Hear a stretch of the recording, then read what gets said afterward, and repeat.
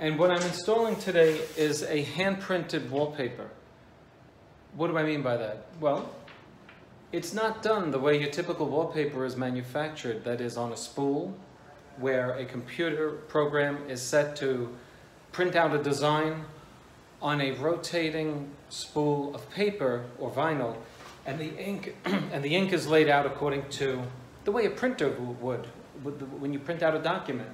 Well, the same way wallpaper is printed out, believe it or not, on very large, wide spools, just like you would in your printer at your desk. But not this wallpaper. This wallpaper, on the other hand, is done with basic arithmetic, basic mathematics, where some artist, sitting down, or perhaps even lying down, on a flat surface with a ruler, with pencil marks, literally designs the paper that's in front of you right here.